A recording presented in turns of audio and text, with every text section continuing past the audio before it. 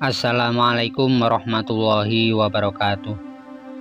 Habib Sholeh bin Muhsin Al-Hamid dilahirkan di desa Kurbah, Bakarman, Hadramaut pada tahun 1895 Masehi.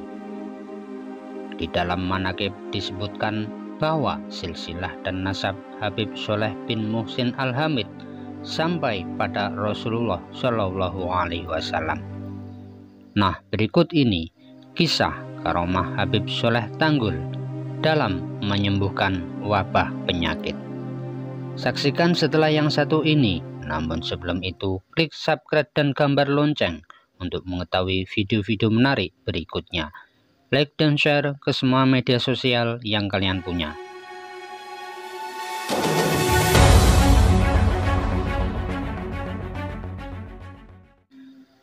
Dikisahkan oleh Al-Habib Ahmad bin Syadil Walid Al-Habib Ali bin Abdurrahman bin Ahmad Asy-Syeghaf tentang karomah seorang wali besar Al-Qutub Al-Habib Sholeh bin Muhsin Tanggul Jember, atau lebih dikenal dengan julukan Habib Sholeh Tanggul, dalam mengatasi wabah penyakit di masanya.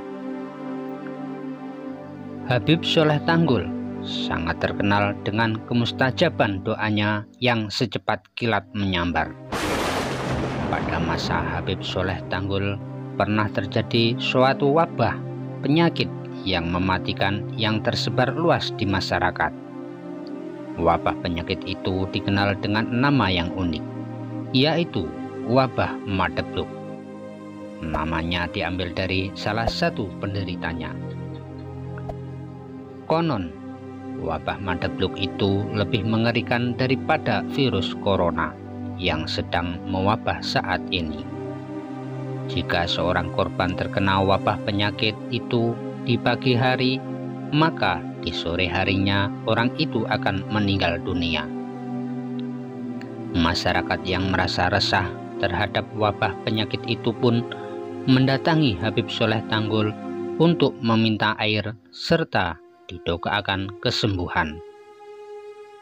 Berkat doa dan karomah Habib Sholeh Tanggul, banyaklah para warga masyarakat yang sembuh dengan izin Allah Ta'ala. Semakin hari semakin banyaklah orang-orang yang berdatangan meminta keberkahan doa Habib Sholeh. Ada yang datang menggunakan truk besar.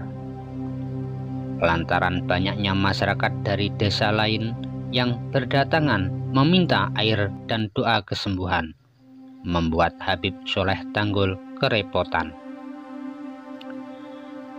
Habib Sholeh bertanya, "Apakah di desa kalian ada danau?" Mereka menjawab, "Ada, wahai Habib." Lantas kemudian Habib Sholeh memberikan selembar kertas yang digulung-gulungkan. Habib Sholeh mengisyaratkan agar kertas yang digulung itu dilempar ke danau yang ada di desa tersebut. Dengan demikian, warga desa tidak perlu lagi datang meminta air dan doa kesembuhan kepada Habib. Mereka cukup meminum air di sungai atau danau tersebut. Perintah itu pun dilaksanakan warga desa dengan penuh keyakinan. Dengan izin Allah Subhanahu wa Ta'ala, alhamdulillah tak berapa lama wabah penyakit di desa itu sirna, sehingga tak ada lagi warga desa yang sakit akibat wabah penyakit Madebluk tersebut.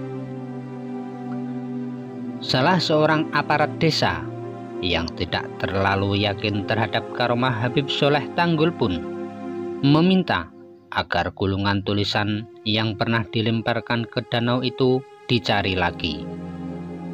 Akhirnya gulungan tulisan tersebut ditemukan dan dibuka. Mereka merasa penasaran apa yang dituliskan Habib Sholeh pada kertas itu, sehingga begitu mujarab mengobati wabah penyakit yang mematikan itu. Setelah dibuka, isinya bukan wafak atau rajah yang lazimnya dituliskan oleh para ulama. Betapa terperanjatnya orang-orang yang mengetahui isi gulungan tulisan itu, yang ternyata hanya tulisan tangan Habib Soleh Tanggul yang bertuliskan dalam bahasa Indonesia. Selamat tinggal Madebluk. Masya Allah, memang ini kisah yang unik sekaligus sulit dinalar dengan logika manusia. Namun begitulah faktanya terjadi. Bagi orang-orang yang meyakini adanya karomah para wali Allah, tentu kisah-kisah peristiwa semacam ini bukanlah sesuatu yang aneh, apalagi mustahil. Jika Allah menghendaki sesuatu, apapun bisa terjadi. Persoalan karomah pada diri orang-orang saleh telah dikabarkan Allah Subhanahu wa Ta'ala dalam kisah-kisah kaum sholihin maupun hadis-hadis Nabi serta kitab-kitab yang ditulis para imam besar. Peristiwa karomah yang mirip juga pernah dialami oleh Khalifah Sayyidina Umar bin Khattab ketika menerima laporan keringnya air sungai Nil yang disebabkan adanya kepercayaan orang-orang Mesir yang selalu memberikan tumbal anak gadis perawan setiap tahunnya agar airnya selalu mengalir. Setelah mendengar kabar itu, Sayyidina Umar di Madinah menulis lembar surat yang isinya, "Wahai sungai Nil, jika engkau mengering disebabkan kehendak Allah, maka mengeringlah. Tapi jika engkau mengering atas kehendak dirimu, maka aku perintahkan agar engkau melimpahkan airmu." Surat itu dikirimkan kepada penguasa gubernur Mesir kala itu, Amr bin As, agar dilemparkan ke sungai Nil. Atas izin Allah, semenjak itu sungai Nil tidak pernah lagi surut dan meminta tumbal. Inilah bukti kedekatan seorang hamba yang soleh pada Robnya. Sebagaimana hadis qudsi yang pernah Rasulullah sabdakan dari Abu Hurairah, Rasulullah SAW bersabda, "Sesungguhnya Allah Ta'ala berfirman, barang siapa yang memusuhi waliku, maka sungguh aku telah menyatakan peperangan terhadapnya.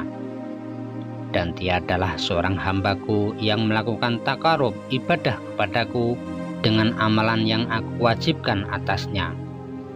Tiadalah seorang hamba yang senantiasa mendekatkan dirinya kepadaku dengan amalan-amalan sunnah hingga aku pun mencintainya.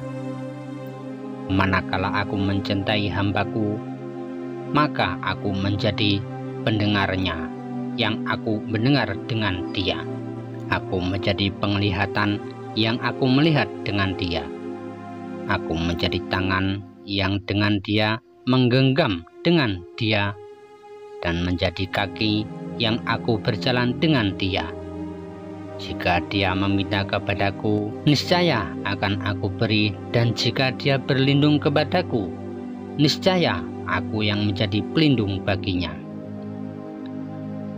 Maka pesan Al-Habib Ahmad Asy-Syaghaf, jika tersebar wabah virus penyakit, maka janganlah kita merasa khawatir secara berlebihan.